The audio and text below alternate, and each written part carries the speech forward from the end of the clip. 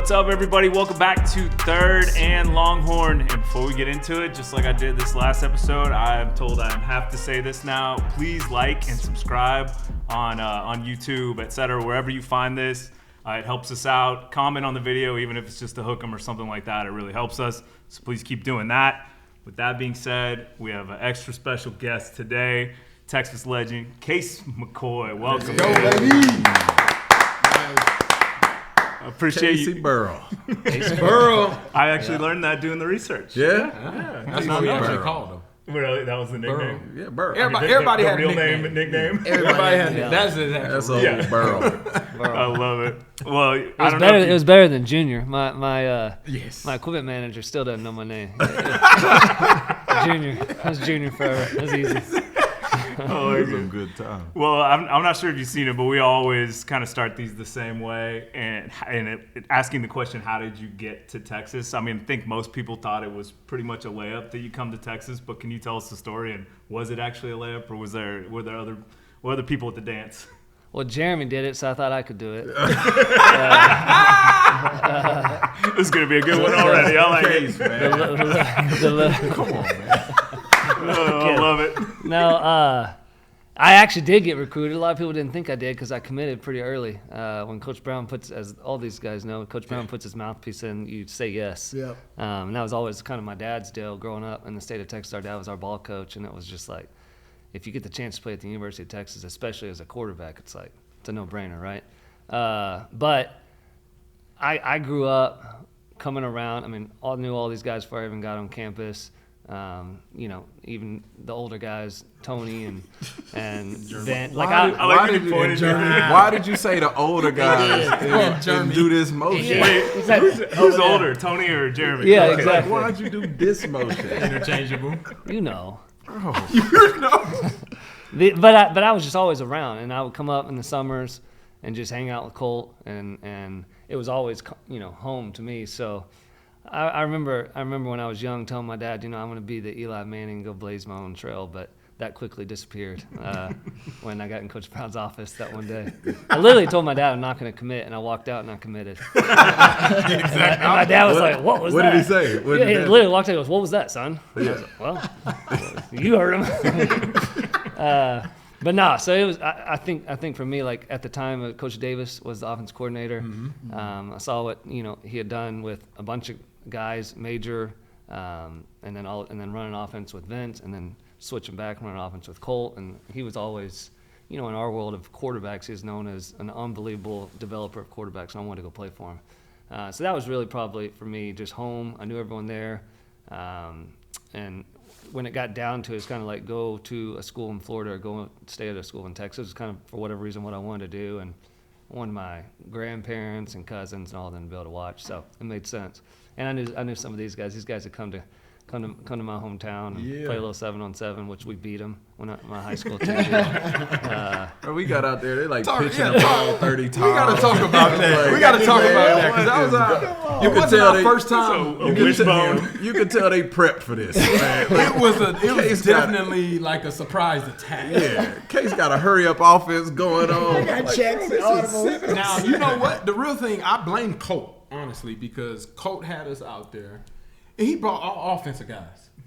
No defenders. We had no defenders. Yeah, We was athletes. Smart. We were athletes, but we was trying to tell Cody Johnson. I would never forget that. I would never forget that. And Cody was like, Mismatch. I'm not doing that. No. For those that don't know, Cody Johnson was 5'9" on a good day, 265 pounds. And Fozzy got him playing middle of the field safety. Bowling ball. Yeah. It was great, though. The Colt brought all these guys to Graham, which is where I went to high school, and we decided, I don't remember why y'all were on town, but we decided to play 7-on-7 that night. My dad turned the lights on.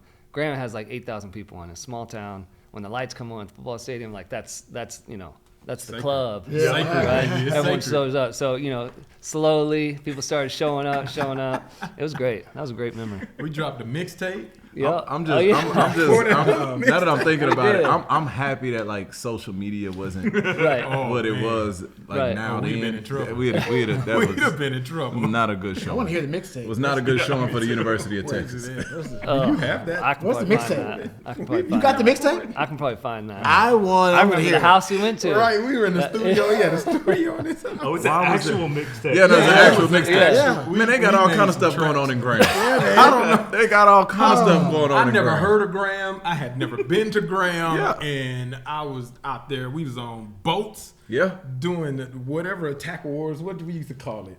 Whenever we were on the tubes, and Oh, yeah, tubing. yeah. jumping from tube to tube, fighting a king time. of the tube, bro. We fighting each other on the tubes on the water. Yeah. time. While we were turning on the boat. I ain't never done that before. Nah, man. Never been to It was Graham. water Never sports. played.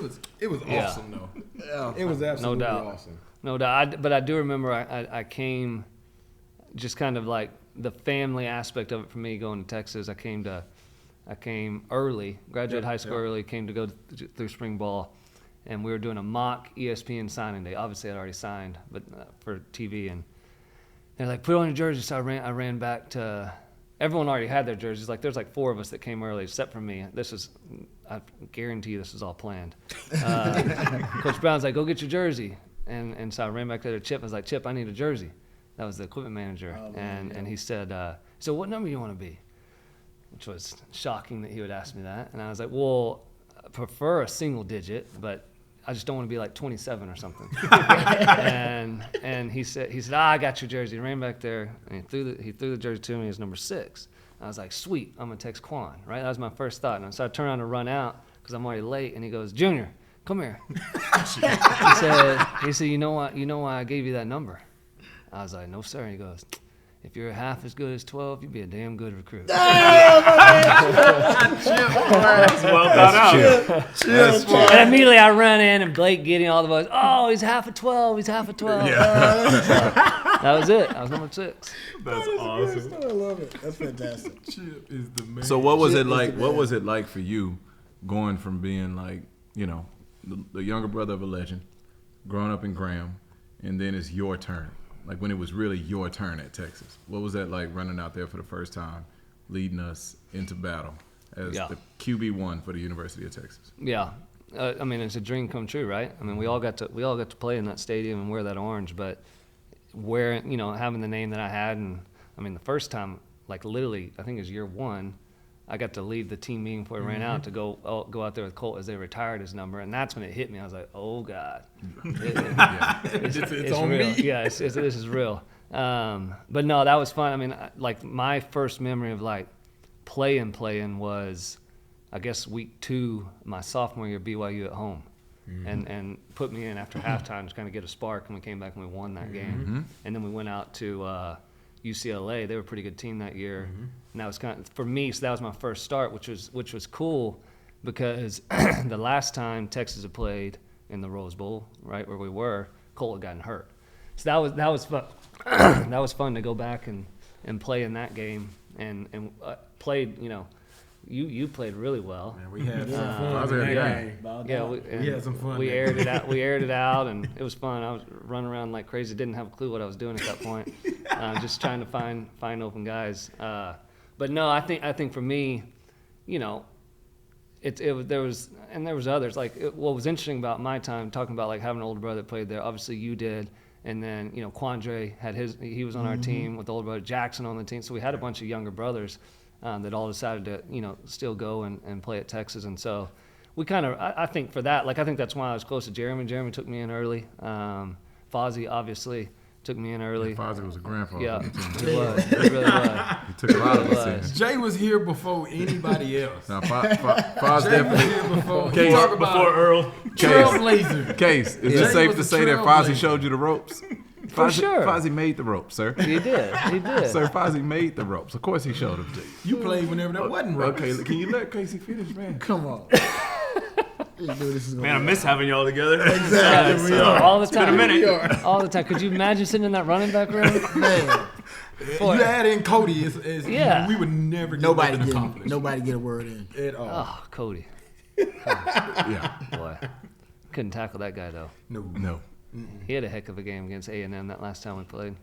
Speaking of, Wait. Speak I it want. up. We gotta wait on that. I want to hear. So then, so UCLA. Yeah. That's start 2. Well, that's start Yeah. 1. Yeah. Start 1, and then there was this guy, and it was kind of the story of my journey. He was a better quarterback than me. He was more athletic than me. He's faster than me. Throw a better spiral than me. Like pretty much everyone that was on the team against me. And so we're like, hey, we're gonna have some packages for this guy, David Ash.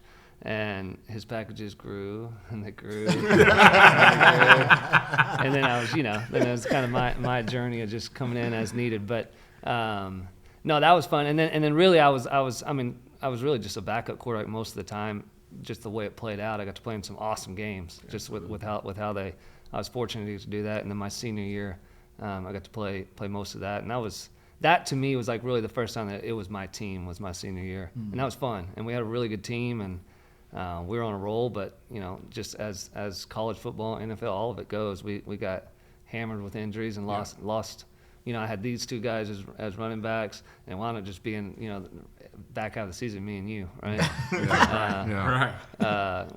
So we and lost guys on defense and whatnot. So, but no, that was, for me, it was like, it was a different time, right? Where there wasn't any transfer portal, there wasn't any of that, right? There wasn't NIL, but, there was still the ability to leave and go somewhere, right? And so there was always that, like, do you want to be the guy? You want to go be somewhere else? And I think for me, the whole time, it's the greatest decision I ever made was staying there, grinding it out. It made me, what's unfortunate, I think, in the world we live in today, like a lot of the reasons I stayed are probably make me a better father today, a better husband, a better colleague at work, right? But it taught me a lot, and it really was, the guys that I got to play with, and the coaches, even though we kind of went through several during that time at different positions. But no, I think it was the pride I have for like sticking it out and getting to be a part of all those games, and a couple of very influential games was I have a ton of pride in it for sure. Yeah. I know we'll talk about the A&M game, of course. I want to talk about that Oklahoma upset. Yeah. That was one of my favorite Case performances right there. Man, what was that like on the big stage? I mean, that's a game where everybody dreams of making big plays. Yeah. And you, of course, know what that game means to Texas football. I remember watching you in the game, and of course, you guys were a huge underdog. What were y'all like a? 2 minutes. It was like a two touchdown. They were number 12, and we were unranked. Right? Yeah, I want to say I want to say the guys were close to like a two touchdown, maybe even close to like a 3 touchdown. Right. Yeah, they were top 10, I think, right? Yeah, they were a really good team. Give me your experience going into that game and then performing at such a high level. Did you know going in that you guys were gonna pull the upset? I mean, I kind of I'll answer that question, but I'll back you up a little bit. Like that season, like it was, everyone kind of knew where we were, right? And it's like week to week it was do or die, and that became kind of a mentality of everyone, right? Especially the old guys. As far as you lose the A&M rivalry, so now you have one, so it's magnified even more, right? And I like my age group was 0-3 at that time. Right, and so exactly, right. You don't leave and not beat OU. So like you knew that, everyone's on Coach Brown at that time, and Major's now the OC, and I think Major for that game, like that was true Major Apple. I think how he called that game, and essentially, I could take 30 minutes and give you the backstory on why we lost by like 60 the two years prior to that, but the mentality was we're like what I liked about Major that senior year was we go to OU and we play basically like 21 personnel. Sometimes we had 2 tight ends, fullback. Like it was an offense that we hadn't even shown. It was very like, all right, Case. Yeah, essentially I had like 3 plays the whole time. I'm not exaggerating. It was like we made up that little counter bull play. Yep. We called it bull. And then but like you had a handful of plays, and it's just like give what they take and we'll get out of here. And if they finally come down to the box, take a shot. You got Mike Davis, you have Marcus Johnson, right? You had fast guys that one-on-one we're going to take them. And so that was probably one of the most fun games I've ever played in, because it was truly like just Major and I and just bully them, right? Just let's make them stop us. Let's run the ball, which was and then take shots, and it worked out. Our defense played a heck of a game. Our special, I mean, we beat them on every aspect. So that was And then like going back to like how Major called the game, the next week we go to West Virginia and we threw the ball like 50 times. Like, right? And it was just like, it was like, what do we got to do to win games? That was just the mentality of that. And we got on a run. I mean, we were playing good ball. Our defense was playing strong. Yep. I think we won like 5 or 6 in a row. Yep. And then like I said, in West Virginia, actually, we lost a bunch of guys and then ran into Oklahoma State. But no, that was that rivalry game. There's nothing like it, and everyone says it. If you played it, like you get it. But coming out of that tunnel and playing in that is special, and that for me as a senior, getting to start that game, play in that game and win it, and not and getting to hang that against a top 10 team was awesome. There's just nothing like it.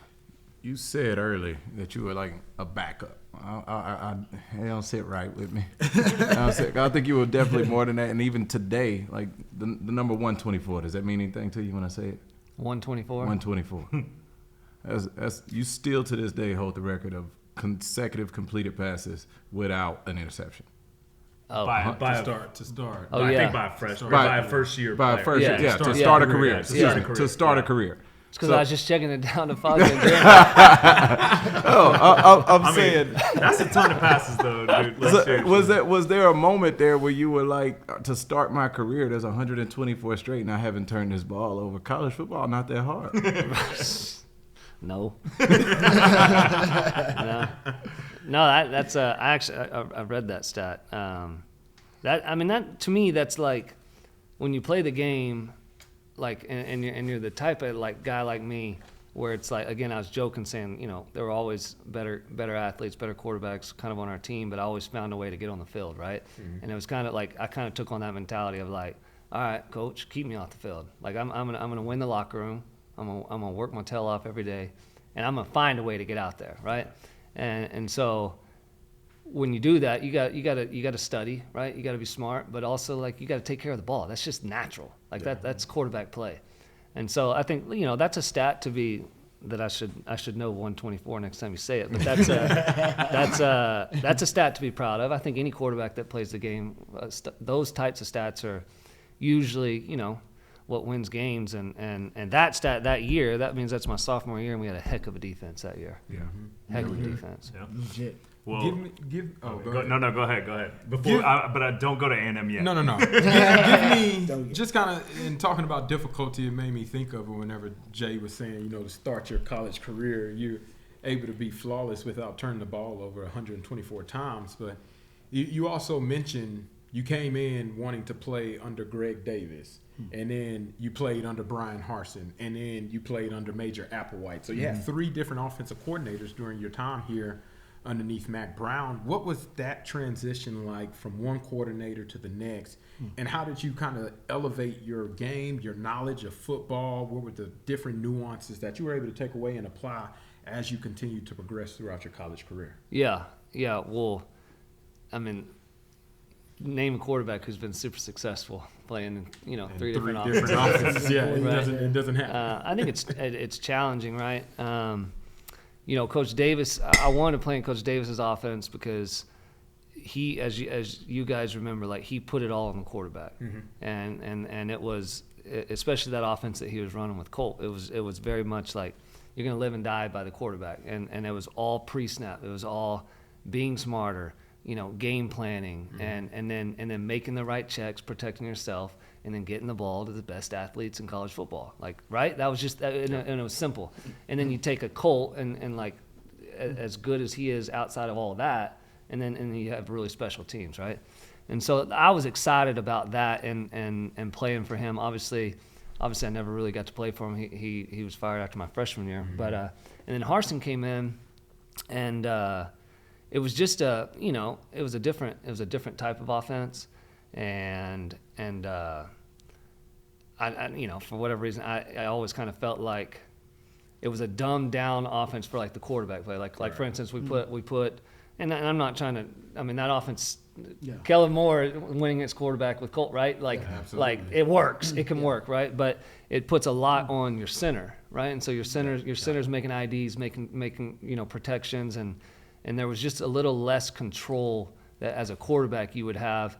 And I think, and sometimes that like just being comfortable, right? Like, am I protected? or am I not? And so that I think that was challenging, and I think truthfully, like there were teams like A&M and Oklahoma and like, you know, the Iowa States of the world. It's just some of those crazy blitz packages, right? That like we got exposed at times, right? And so then, you know, when Major took over my senior year, it was very much I think Major did a heck of a job that year, because it was like, I have 3 months to kind of, I can't install my own offense. Right. We're gonna have to work with terminology that we already have, and we pieced together a pretty good offense that year. But that's always I think that's always a challenge. You know, you're kind of learning some new languages in those offenses, and then trying to command it. And that's just in my room, right? That's then you have every other room. I mean, try to teach wide receivers on offense one time. That's really, I mean, trying to make them That's a challenge.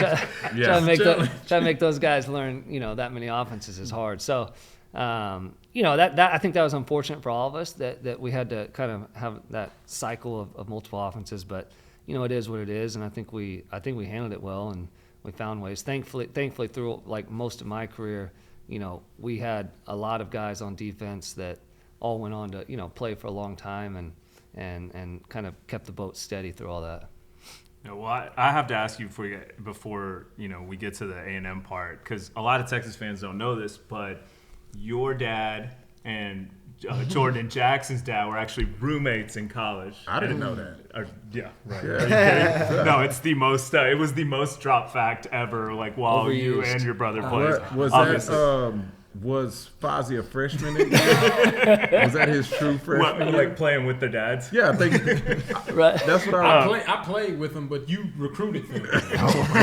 You were their host. But all kidding aside, you completed more passes to Jackson over your career. You know, that was your most targeted receiver, most catches. Same with Colt and Jordan. How long have y'all actually known each other? You know, like all the Shipleys and the McCoys, and how far back did you and Jackson go? Yeah, I mean, Jackson's one of my earliest, you know, friends, childhood friends. It goes back to ACU, Abilene Christian, and even one more generation that they never talked about, which was our grandparents were tight. They got the stat wrong. Yeah, Jeremy's age. There.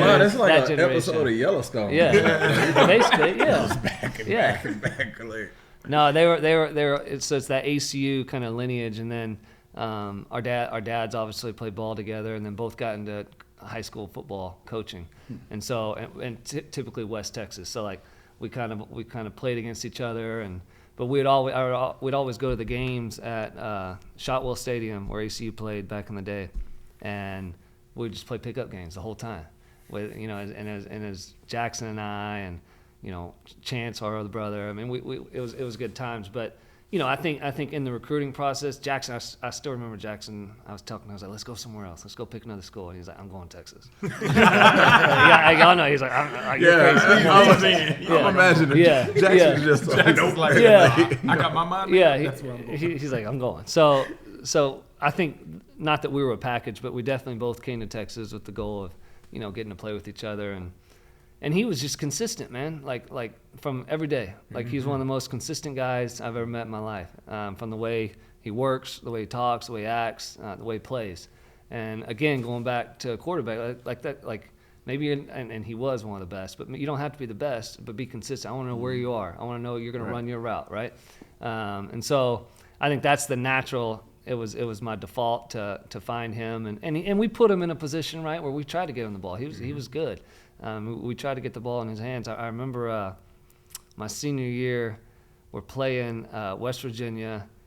It wasn't overtime yet. We were down. We had to go drive to score to go to overtime, and it was fourth down. It was like fourth and 8 or 9 or something. We call timeout, and we come to the sideline, and Major is talking about, okay, what do you see? I think they're going to do this, and I said, hold on, I'm throwing the ball to Ship, and he goes, no crap, you're throwing the ball to Ship. Me, you, the other 60,000 in the stadium know you're throwing the ball. I remember him saying and I was like, find a way to get him open. And so funny, bro. And he I remember having the conversation. He's like, literally, Case, like they may triple team him, truly, like they may put 3 guys on him.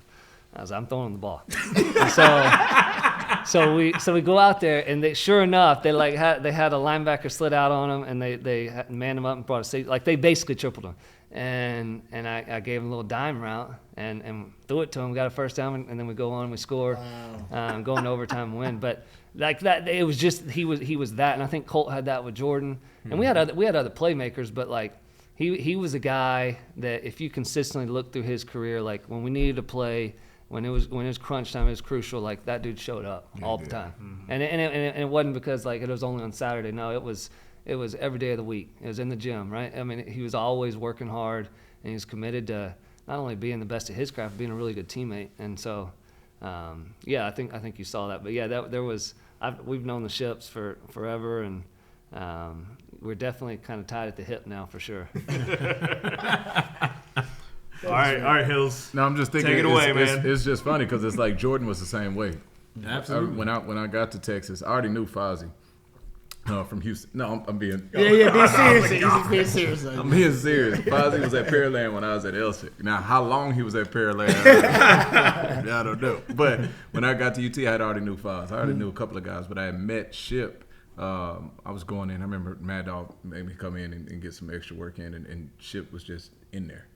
And at this point in time, it was a different Texas. Like, a Jordan Shipley, so to say, isn't just always communicating with the incoming freshman. That's not just happening. But Ship would just literally just introduce himself, just regular. You know what I mean? And he was in there getting some, because at that time, you remember, he had battled so many injuries. Yeah. So he was always doing something extra, even on off days and everything else. And so to play with Jordan, and I felt the same way about Colt. Play with Colt and Jordan for them to teach me so much, and then see Case and Jackson come in already kind of ahead. It's like everything you're saying about Jackson. I'm like, you come like to this point where you expect it. Right. Like if Jackson isn't open and doesn't run the perfect route and isn't in the right spot every time, you're like, yo, you okay? You know, and, you a little off today? Yeah, right. So no, it's cool to see that y'all had that built-up connection that entire time like that. Yeah, I always knew Jackson was good, but in high school, his dad took the head job at Brownwood, and they were in our district. So we play him. I'm a senior, he's a junior. He's 1 year behind me, and we go up there and. I don't remember the stat. I probably threw for like 300, 350 yards, several touchdowns. I don't remember the stat. It was like 367 yards. It's coming 19 attempts. 19 for 22. 18 yards per completion. Let's just say I had a game. I did. And we lost by one. Oh wow. We won. We scored right at the end. I don't know how this even happens, but they blocked our extra point, and we lost. But on the other end of the field, Jackson caught over 300 yards, receiver, and they had their third string quarterback playing. Oh my goodness! I've never seen anything like it in a high school football game, and it was just throw it up to him, and he just made plays. But I remember walking off after that game, and in McCoy Shipley fashion, I got in his truck and we followed the bus back to Graham. And then we got and we drove to Austin the next day. And all my teammates were so pissed at me. They're like, "Bro, he just destroyed us." Yeah. And you just got in the passenger seat and rode home with him. Those DBs never talk to Case again. They never talk to Case again. No. Why would you do that? Destroyed us. So I mean, let's talk about it. Yeah. Right? You became Hills went viral. Yeah, no, not that part. Hills went viral for a clip about Case. I want to talk about what it meant for you. Like when you think, like when you, I don't know, I'm pretty sure you have, but I don't know if you really just sat and you thought about your own time at Texas, right? Mm-hmm. And I think that is pretty dope. You and I have talked about this off camera before. Like every player kind of dreams of having that moment. That's like Vince Young 4th and 5. Everybody wants that moment that's there forever. And you have one. Yeah. Right? And you have one in a game that the stakes, I mean, the game is back, the rivalry game is back, but at the time, the unknown is on the other side of this game. We don't know if we ever play this team. Like, what's it feel like? One, walk me through your experience of that game, but then what's it feel like knowing that, man, I did what everybody that's ever put a jersey on there wishes they did? Yeah. No, I mean, I have thought about it because obviously this last year was like, right? I mean, that's all everyone talked about building up, and that was fun. It's fun for, I got 4 kids, as we talked about. My oldest is getting old enough to like start. Like he's like this last week he was like, "Hey Dad, why did you just write on his hat?" So I was like, "Well, I don't know. I have to explain that to you." Yeah, right. That's a big deal. So. But like, so he and my wife comes from a family of Aggies. The only reason she came to Texas because she's a cheerleader, and that moronic school doesn't allow females to cheer. Win. So she came to Texas, right? So I have this family of Aggies. That I'm married into as well. Wow. So my oldest writer, he had fun with this whole deal and his teachers, and so he's starting to figure it out. But I would say it's like I was in DKR in '98 when Ricky broke the record in the game, right? Like. So I've gone to that game. I don't know how we got tickets to that, but somehow we might have snuck in on that deal. But still, like that game for like my family truly was like Thanksgiving. I have cousins and everyone that were at A&M at the time. So like it's for our family and most families in Texas, right? Like that's just the way it is. So getting to play in that game was one like. I didn't really know. I mean, I think y'all know this story, but like I didn't really know if I was going to play, because we again going back to David had been starting the last couple games prior to that. I think I came in the week before against Kansas State maybe, and played pretty good in the second half. Brought us back. We didn't lose. We ran out of time. Matt, there you go. And so I had a feeling like in practice we were kind of taking ones each one. I had a feeling I was going to start, but Coach Brown didn't tell me until on the field when we're crazy. Like warming up, like basically like at the very end where it's like the huddle 1s and 2s and you both run like 2 plays and run in, and he said get in there, get in there, Case, and I looked at him like what? Is that what I think that means? And he's like yeah, and so I ran in there and then immediately ran to the locker room. Crappy locker room that doesn't have any the toilet is basically in the open, like there's not any stalls, right. And I'm sitting there like everyone's gonna be watching me. I'm nervous now. I got the butterfly. Yeah. So but anyway, so I think I tell you that story to say I think Coach Brown understood the magnitude of my family name playing in that game, the magnitude of the game in general for all of us. I think he did a great job managing that. And then and kind of just not letting it be bigger than it really is, even though it's pretty dang big. But the Coach Brown's advice to me going in like in that kind of episode was, hey, I don't care, and you've heard coaches say this all the time. It's like, I don't care what happens. I want to kick the ball after every single series. I don't care if it's a punt. I don't care if it's a field goal. I don't care if it's an extra point. I want to kick the ball. And I took that to heart, and you look at the game, we didn't really do much, but we didn't, Miles threw a pick. Right.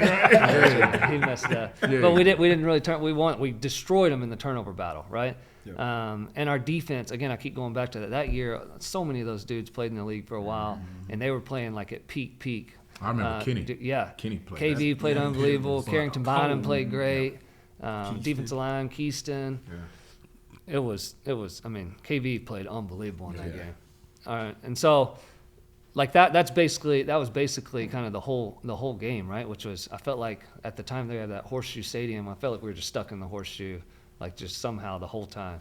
I mean, one time, I think Cody Johnson was in the game. They pinned us on like the 1 yard line. This is how loud it was. I'd already lost my voice, by the way.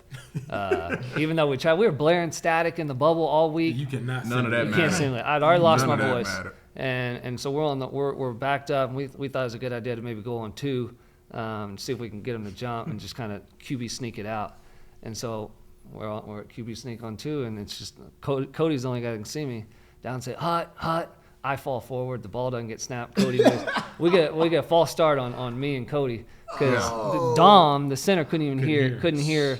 Like, and so like that, like it's a different level of how loud it gets. But that was it was just kind of trying to stay steady, and our defense, special teams were playing unbelievable. And so getting to the end of the game, we really hadn't done much at all. And I remember, how the offense kind of gets together at the end when we're about to get the ball back. And I remember, this is how dumb I was. I remember thinking, like when they were getting down there, I was like, just let them score. Like when they had the ball before, just give me more than like 30 seconds, right? So just let them score, which is a crazy thought given we had done nothing. But they score, obviously. We get the ball back, and when we're standing down there, I remember Mason Walters. He was like our Goliath. He was like, "What are you smirking about, 6?" I was like, "Bro, this is what we dreamed of." You know what I mean? Like all of us came here for a reason. I came here for a reason. Like for this moment, you got. I mean, what else can you ask for college football? Right. And thankfully, what happened. But wait. Oh. Yeah. He just gonna float right past that. First off, we need some fact checking on Jeremy Hill's story on the actual, on the ground sound, etc. Was his story actually correct? I think part of it was. Listen, Case one. Which part? Go back and look. We're on the left. Case one gets the ball. The slips coming out of his break. We got this right here. Case has already said and admitted today. I don't care if 3 people over there. I'm throwing. This is true. Now, what he true. didn't tell you is when he slipped and he knew he couldn't throw it there, he didn't want to throw it to nobody else. Uh-oh. It's true. I remember that. Yes, I remember. I remember seeing you. You were wide open. It's like an interrogation. But I think I remember thinking like I was almost like maybe close to crossing line of scrimmage or something already. Oh, okay. So I didn't want to throw it to you. And like I said earlier, had I thrown it to you, you probably would have scored. And then we give them the ball back, and then who knows? He's thinking ahead. That's why you're Quarterback QB1. mentality. That's why you're QB1. Quarterback mentality. Yeah. All I was thinking is like, hey, well, This is my moment. This was going to be your moment.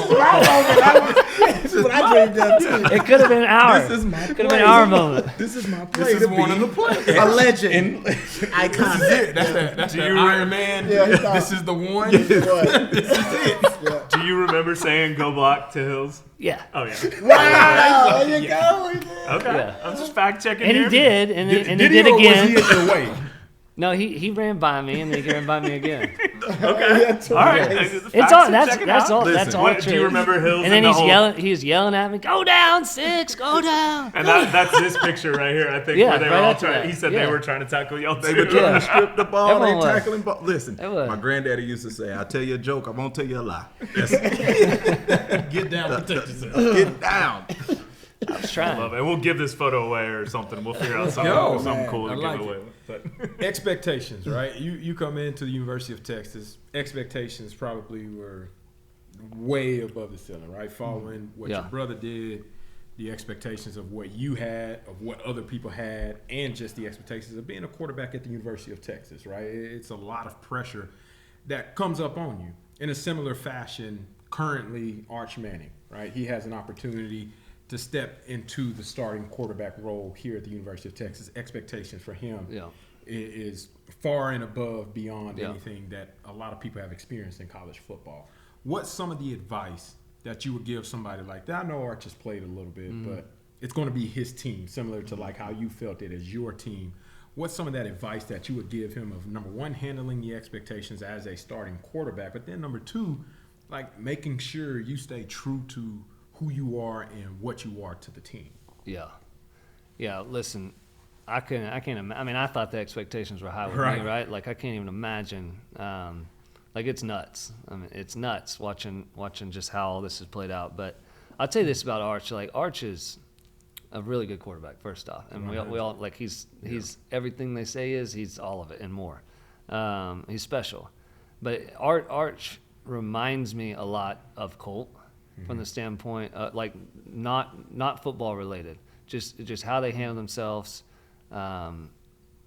Little bit quiet, obviously outspoken when they need to be leaders on teams. Can lead a team vocally, all that. Yes, but like you just one on one, like he's. I think he's got that mentality, and he's been raised in a manner to where like he's used to the noise, right? Like it's been part of his like.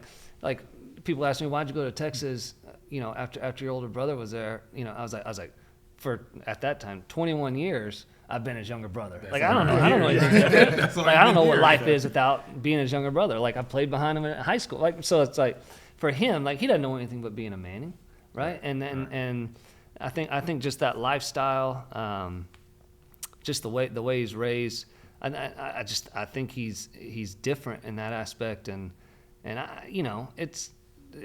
he's not going to come out and well, maybe he does, but there's going to be highs and lows in his career, right? Mm-hmm. And how he handles those lows, I think will define, his legacy. But I think there's going to be a heck of a lot more highs than lows with him. I mean, I'm very impressed with him as just how old is he? 19 maybe. I mean, he's mature, and I think he's not only is a really good football player, I think he's a really good leader, and that's gonna be fun to watch, because that's when you get that, it's pretty special. Agreed. And by the way, you're really good at this. Yeah, that's what I was gonna say. That was a great question. That's not in the script. ESPN has a good one. Exactly. Does this doing his research. So you talked about playing. I mean, we all did, but you played under multiple coordinators, Every coach that's a leader, a coordinator, and then it's going to come down, right, to the position coaches and then to the team leaders, et cetera, et cetera, et cetera. They try to implement what they care most about as being the driver for the culture, right? Fortunate enough, when you have stability across that, you're able to now build an actual culture that you recruit into, develop in, and then graduate from, et cetera, et cetera, et cetera. We've had the opportunity to witness now Sark successfully do that. Yeah. All right. What's your take on what he's been able to do, how he's been able to turn this thing around and take it now to 2 playoff appearances? What is your take on what you've seen? Yeah. Talking about Sark. Yeah, Sark and the culture that he's implemented, the whole thing. I mean,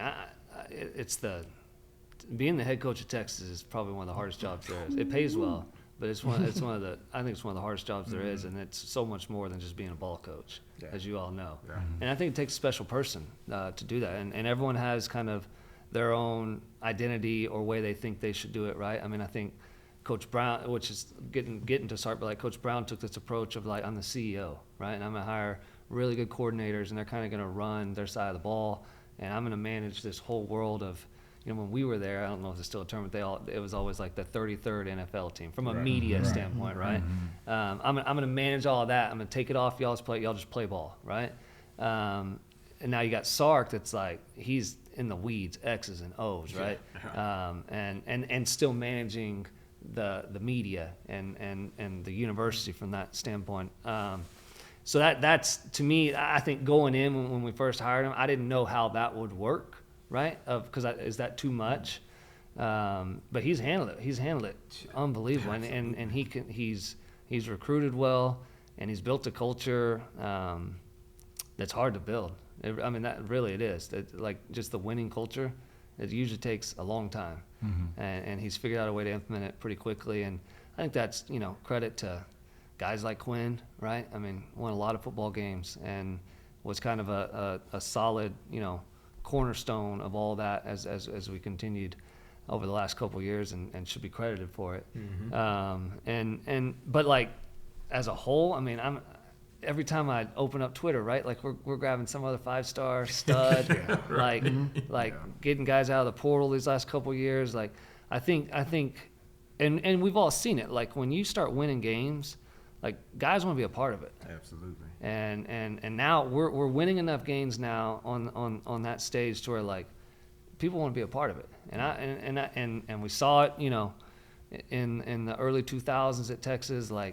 If you win games and then you put it in Austin, Texas, at this university, that's dangerous. Right. That's dangerous. And so I'm excited to see him continue just to compound, what we've done the last couple of years. And I think he's got the athletes, and you kind of got this quote unquote new era with Arch, and it's Arch's team, and what does that look like, and what does that offense look like, and how do we build around it? But if I'm a stud and I want, I'm looking at my schools, I don't know, I'd want to go be a part of that. I want to go catch balls in March, right? I want to go play in that offense. If you're a receiver, you're a running back, come on, that's an offense that no brainer. Yeah, come on.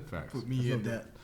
What are you most proud of that you ended up accomplishing at Texas in all your time? What do you look back on and it brings you joy? Yeah. That time when you recollect. I mean, listen, I made some of the best friends I'll ever have, and still to this day, and I still live in Austin, right? And so I always joke, thank God we beat A&M in that game because I probably wouldn't live in Austin. Yeah. Because it's gotten me a lot of business too. But listen, I think for me, I got to play in some special games. I got to play in that A&M game, which is like all time, and I got to make special memories. And thankfully, in a lot of those big games, we came out on the right side of the scoreboard. And so, but I take pride in the time period that we were in was, I mean, I wouldn't say turmoil, but like there was no, like it was just scattered, right? Mm-hmm. I mean, not just football, but like I think we changed presidents and we changed ADs, right? Like there was just all kinds of change happening, and we lived through that. And so what was fun for me was, and it carried it off into, you know, being a father and running a team at work, right? Like all those things, you learned a lot about who you are and how to like rally around a goal, right? And so, and the goal was just, you know, to win football games, cancel the noise, and be proud of like what you're putting out on the field. Yep. And so I think I'm the most proud of like going through that time period that we were there, you know, being the leader. I mean, I was always in a little bit of a unique role because, like I said, there was not one year, even though I played a lot of games, there was not one year going into week one that I was named the starter. But like I was the leader on the offensive side of the ball. Yeah. And true. So and balancing that, right? Like trying to be respectful of whoever that starter was. It's his team, but like for whatever reason, my traits versus his traits, like I had the ability to go lead guys and rally guys around each other, which was helpful. Kind of most of my career was a spark, right? Like go in. Okay, at halftime, let's do something different. But so like that was trying to lead during that time as maybe not the guy and then becoming the guy and leading. I think for me, just personally, you know, I went to Texas after my brother had already gone there. My dad's was a high school football coach in Texas, and like my goal was just to like make those people proud, right? And I think for the most part, like, listen, if there's one thing I wish we would have won more games. Like I have regrets, no doubt. Like I wish I had played just halfway decent my senior year against Baylor in the Big 12 championship, right? Mm-hmm. Who knows what happens after that? We probably go to the Fiesta Bowl. Who knows what does Texas look like after that? So like there's things that like I'll have to live with forever and wish we had won more games. But at the end of the day, I mean, I got to live out a childhood dream that you know, most people would die for. And then, you know, coming in, like I learned a lot. Like I was joking, but like these two guys, and I can go down the list of a bunch of other guys, like they were the mold, like going back thinking like the change was happening. They were the mold that saw what it took to get there, and they were the guys that were, okay, you got to teach the young guys now. And I mean, this dude for sure, like he taught me how to work. I mean, day in and day out work. Block out the noise and go to work. And we had, you know, some hard conversations doing that. But like that, and then like taking that and, you know, relaying that to the next generation. And, you know, maybe during that time period, we didn't win as many games as we want to win, but like I do believe that we did our part in the legacy of the University of Texas and that football program, and handed the torch to the next crew, to where, you know, I'm not saying we impacted like winning games today, but you know, we wore the burnt orange and white proudly, and I think we played ball hard, and you know, I can be proud of that for sure. Absolutely. Should be. That's awesome. Well, before we get out of here, I want to like give you a chance to like let us know what you've been up to since you finished playing ball and what you do now. Yeah, so I didn't really have the chance to go play ball after, and I knew that. So I quickly realized when I got to Texas that I'm not very good at football compared to the rest of the people out here, and I was going to do everything I could to just try to get on the field. And so, but what that also told me is there's no life after this in this sport. And so what I was trying to balance was I was generally, I mean, I've been on the sidelines since I was 2 years old, and I knew the game better than most. And so do I want to go do what my dad did and be a coach, right? And so I thought that's what I was going to do initially, but in tandem with that, I wound up graduating early after a couple years at school and got into our business school and was working on commercial real estate license thing that they had. And so I remember right when I was done, I knew some coaches that were at LSU. And so I was going to go potentially be the GA quality control guy for Cam Cameron, who was the OC at LSU. And I went out there, and there's a guy named Bradley Dale Pipito who was on the defensive side of the ball that I knew, played football at SMU. And so did the whole, it's like a recruiting visit, right? went and, it was a blast. But I remember laying there and just thinking, like, I don't think that's what I want to do. And I called my dad, and that was like, the call to my dad was like, hey, give me the blessing to not continue on this legacy, right? And he was great. He's like, listen, son, like, go try something new. And so when I did that, like, what I looked at, okay, what I want to do in life, I want to live in Austin. I fell in love with this city. I was getting serious with who my now wife is. And so what at that time, that was back in 2013, 14, to stay in Austin, it's a lot different then, even though we're only a decade later, and to find a job, it's kind of like a service industry type market. And so I got into commercial real estate, went and worked for these guys that I know well, a company called HPI that they had founded about 30 years ago. And so now I'm over there, run our brokerage side of the business. So what we do is we represent companies that are looking to lease or purchase, whatever type of commercial property, office space, industrial space, retail, whatever it may be. And so I've been doing that for a little over a decade, and that's kind of, I think that's life going forward. And we just actually, we're headquartered here in Austin, so this is where full circle. Headquartered here in Austin, got people in San Antonio, Houston, having a really good office in Dallas. And we just hired Colt to open up our Fort Worth office. Really? Wow. That's awesome. That's crazy. That's pretty. What's it like being big bro now? Yeah, finally. Yeah. So you're his boss. Yeah, for sure. I'm your boss. Tell him I'm his boss. Hey. We got to interview him next week, so we'll make sure it's I on. gotta take it back. Hey, Kate, tell him 8 o'clock's almost here. Right. Better go to bed early, boy. You better be at work on time, Colt. Hey, bring my coffee in. Yeah. Tell him you want your coffee warm. Yeah. You new to this. Yeah. Yeah. Follow you I for a run change. these streets. Yeah. No, I'm definitely not his boss, but it is fun to kind of be on the opposite side of like what my life has all been of like, Colt was like who I always chased to be, right? Whether in life or in football, it's like that's what it looks like to be successful. And so I think it's been fun to be on the other end to kind of show him the ropes of like, hey, this is what it takes to be successful in this business, right? And these are the things you can do. And he's gonna, I mean, it's crazy. He's gonna be a freaking stud. Like he doesn't know what the heck he's doing right now yet. But it's not rocket science what we do. And so, but he has all the tools, just like all you guys. I mean, you learn a lot playing the game of football, and he played it for a really long time at a high level, and he's built great relationships. And I mean, his brand is, I mean, he worked hard to make the brand that he has, and it's powerful, especially in this state. Yeah. The McCoy brand is powerful too, man. No question. Serious, not all of it, man, no doubt. Just need some cuckoos. Hey, seriously, my mom makes. Don't tell me that. My mom makes these cookies. Here we go. This is the real stuff here. I don't know all the ingredients, and they're not called cuckoos. They had some other name, but Fozzy called cuckoos, bro. You named them cuckoos. Exactly. I thought they was always It was something along that line, but it wasn't that. But now, fast forward 15 years later, my mom makes cuckoos for all of us still, and we always talk We about. gotta try these. Okay. Yeah, I'll get her to make some for you. Nice. All I'll bring right. them to you. Well, Yes, Mama McCoy, come Case, through. thank you so much for coming on, man. We appreciate it. This was awesome, and man, we'll have to have you back sometime if you're down to do it again. I appreciate you guys. I really do. I mean, some of these guys mean the world to me, and excited about what y'all are doing here. So thanks for having me. It's nice to hear some people say some nice things. They're all right. They really are. They're all right. Appreciate you, Thanks brother. again for coming, man. We appreciate you. Hook 'em. Okay. Okay.